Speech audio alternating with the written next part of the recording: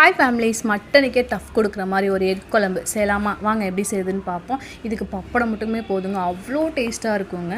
வாங்க எப்படி செய்யுதுன்னு பார்ப்போம். கொஞ்சமாக நான் நல்லெண்ணெய் ஊற்றிக்கிட்டேங்க. 2 வெங்காயம் நான் நல்லா நைஸாக கட் பண்ணி அரிஞ்சு வச்சுருக்காங்க. அதை வந்து நம்ம சேர்த்துக்கலாங்க.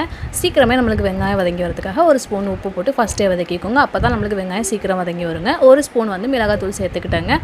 நான் வந்து இஞ்சி பூண்டு விழுது வந்து 2 ஸ்பூன் சேர்த்தேங்க. அது வந்து வீடியோவில் வந்து ஸ்கிப் ஆகிடுச்சு, நீங்கள் கண்டிப்பாக சேர்த்துக்கோங்க.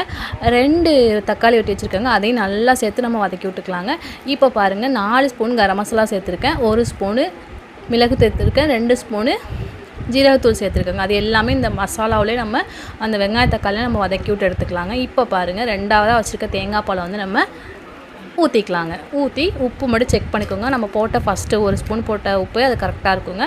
கொஞ்சமாக கொதிக்கிறதுக்கு முன்னாடி மல்லி புதினா போட்டு நம்ம கொதிக்க விட்டுக்கலாங்க. இப்போ பாருங்கள், நம்மளுக்கு கொதிச்சிருச்சுங்க. ஒவ்வொரு முட்டையாக நம்ம ஓரமாக நம்ம ஊற்றி எடுத்துக்கலாங்க. நடுவில் ஊற்றிடாதீங்க, முட்டை எல்லாமே ஒன்று சேர்ந்துருங்க. அதனால் ஓரமாக நான் 3 முட்டை ஊற்றி எடுத்துருக்காங்க. ஊற்றுனதோட கண்டிப்பாக நம்ம ஆப்பையை வச்சு கிண்டவே கூடாது. நம்மளுக்கு வந்து ஆப்பையை வச்சு கிண்டினா நம்மளுக்கு முட்டை கலங்கி வந்துடுங்க. அதனால் எக்காரணத்தை கொண்டும் ஆப்பையை வச்சு முட்டையை கிண்டிடாதீங்க. இப்போ பாருங்கள், நம்மளுக்கு லைட்டாக மூடியை போட்டு நம்ம மூடி வச்சிடலாங்க. மூடியை வச்சு கொதிக்க விட்டுக்கலாங்க. ஒரு லைட்டாக அடுப்பை வச்சு ஒரு 1/4 மணி நேரம் நம்மளுக்கு கொதித்து வந்தால் போதுங்க. நம்மளுக்கு முட்டை குழம்பு வந்து செம்மையாக ரெடி ஆயிருங்க.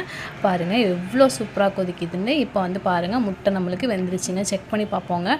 செம்மையாக வந்துருக்குங்க. உங்கள் வீட்டில் மறக்காமல் ட்ரை பண்ணி பாருங்கள். இதுக்கு வந்து தொட்டுக்க எதுவுமே தேவையில்லைங்க.